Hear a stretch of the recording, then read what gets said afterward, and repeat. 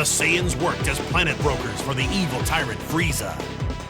In this capacity, Raditz came to Earth, but in the battle with Piccolo, his memory was lost. His mission forgotten, the Saiyan soon found himself enjoying the company of his new family. Now, with his memory slowly returning, Raditz has been thrown into turmoil. And with the threat of Vegeta and Nappa's arrival looming ever closer, he must at last make a choice. Overconfident in his own power, Raditz suffered a devastating blow from the Namekian warrior, Piccolo. Backed into a corner, Raditz unleashed his fighting creatures, the Cybermen, to aid him in his fight. Be careful. They're even more vicious than they look. What? What are they? Welcome to one of the game's what-if stories, which you receive for completing special objectives. We got this what-if story by beating Raditz as Piccolo back during the first battle. There's nothing special about Cybermen, their attacks are pretty generic. An upside is that they don't take much energy to use those attacks. A lot of the characters have this generic high-speed rush attack. They vary the names for these a lot more in Tenkaichi 3. And the Cyberman even gets his own unique one in Ultimate Tenkaichi called Cyber Rush. Though there's nothing actually unique about that game, so... In the narrative, there is no way that Piccolo right now would be able to defeat a Cyberman, let alone Raditz. But the what-if stories aren't all that interested in power levels or the narrative in any fashion. A lot of the what-if stories in any given Dragon Ball Z game tend to ignore a lot about the actual series, sometimes ignoring entire characters and the way they would behave. Thankfully, Tenkaichi 2's what-if stories aren't that bad. Something they are, though, is significantly more difficult than any of the main sagas. The what-if stories in Tenkaichi 2 and any of the optional film stories, they tend to be a lot more difficult than anything you have to complete to finish the main story. The game doesn't make any attempt to scale the story with the difficulty, though. Regardless of how hard or easy a fight is, the story will progress the way they want it to. It's like the gameplay exists completely separate from the narrative. Which is weird, especially in the what-if modes, which were made specifically for this game. I think you can forgive Tenkaichi 2 for this issue, though, because of how many fights there are. There's well over 100 fights. I'm sure that's underestimating the amount of fights as well.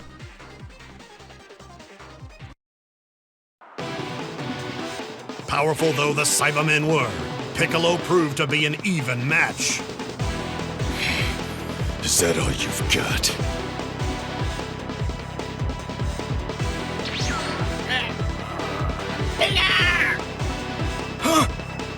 Suddenly, the Cybermen halted their attack on Piccolo. They swarmed Raditz as they prepared to self-destruct. God! You must be defective! And thus, Raditz was defeated by his own Cybermen. Later, as Raditz drifted through darkness, a light awakened him. Where am I? Having hid his head, Raditz's memories were lost. His mission forgotten, he began to wander the Earth.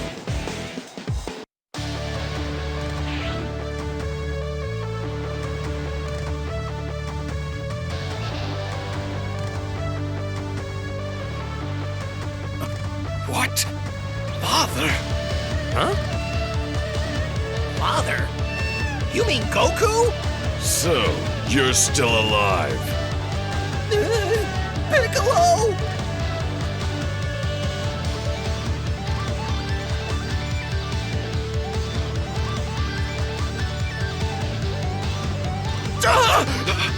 Help me!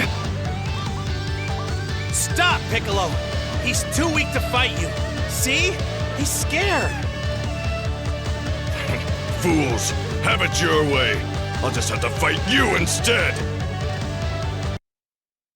Sometimes the computer will take advantage of the time before a fight starts and move away. But when they do this, they have a hard time locking on to us. I assume the AI flies away because it wants to avoid being hit by us as soon as the fight starts, but then it has trouble seeing us so it can fight back. I like how chill everyone looked with Raditz showing up. Apparently Raditz being an asshole is the only reason they were surprised, and if Raditz showed up and was like, "Hey guys, I'm here to have a party," they would have been fine with that. But I want to think about something for a second if you'll humor me. Raditz was supposedly just wandering the Earth, right? So you might wonder why he came here in particular. Well, the obvious answer is his scouter still works, right? But we also know that the scouter is a means of communication between Frieza's soldiers. So why isn't Vegeta messaging Raditz asking what the hell is going on? But okay, let's say that specific function of the scouter is broken. Alright, let's use that excuse for now. Raditz losing his memory in the fashion he did is probably meant to be a callback to Goku losing his memory, and that being why he's a good person in the first place. Even though Raditz apparently remembers Piccolo enough to be terrified of him. I don't know enough about how memory works to say whether that makes sense. Regardless of how that looked, I assure you I did try to dodge. It just didn't work out in my favor. Back when I first played this game, I was kind of genuinely impressed that the What If stories had full voice acting in them. And the What If stories can be fairly lengthy too, especially if you fail some of the fights, which you're bound to because they're pretty difficult. It becomes a lot less impressive though when you realize that there's only 2 What If stories in the whole game. That doesn't diminish the scope of Dragon Adventure Mode at all, though, because it has all 13 movies, I believe. And we're less than a third of the way through the Saiyan Saga. I like that even though Raditz has the generic high-speed rush attack, his animations are as unique as they are in the actual manga and anime. That's an appreciated touch. We could have switched to Goku this entire time, but I never see much reason to do that.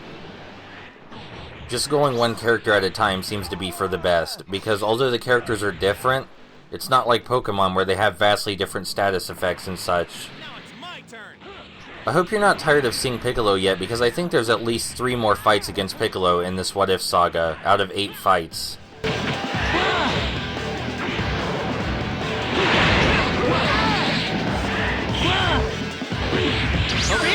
Finish!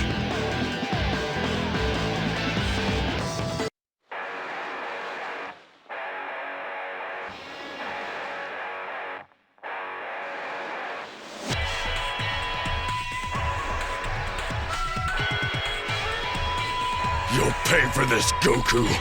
I'll kill you!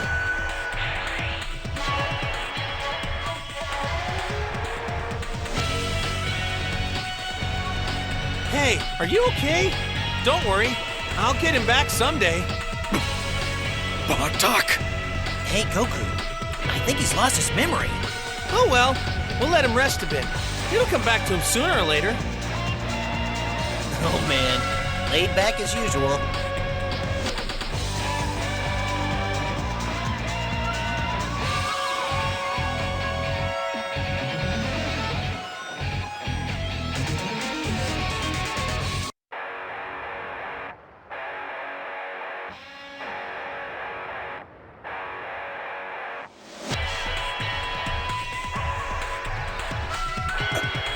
Unbelievable!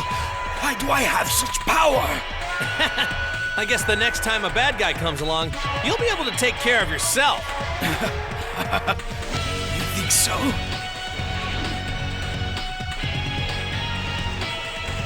This time I'm gonna finish you off!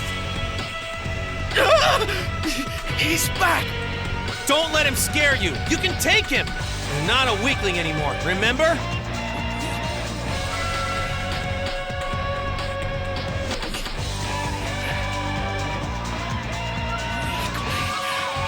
That's right! I'm Raditz, and I'm no weakling! This what if story makes me wonder a lot if someone somewhere really liked Raditz to the point that the fan demand for Raditz increased so exponentially. Like, after Raditz died in the manga, did people show up at Toriyama's doorstep to yell at him? Piccolo did the thing again, where he flew away at the start of the fight and now he can't find us. We're gonna take advantage of this by blasting him from as far away as possible. It's a shame that none of Raditz's attacks have any special names, unlike they do in the Budokai series. Sometimes it's physically impossible to twirl the control stick fast enough to beat the computer, and I do mean physically impossible. Generally, it depends on what level the computer is, because what level they are decides their AI difficulty as well. It should be noted that Piccolo is a lot less difficult here than he was the first time we fought him and the second time. I would say this entire fight is pointless to the overall story, but I suppose there is a moment after the fight that's somewhat important. Though it probably could have been cut out as well without sacrificing too much. Behind you!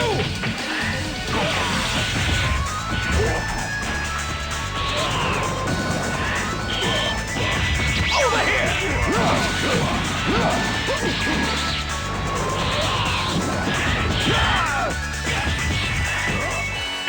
Behind you!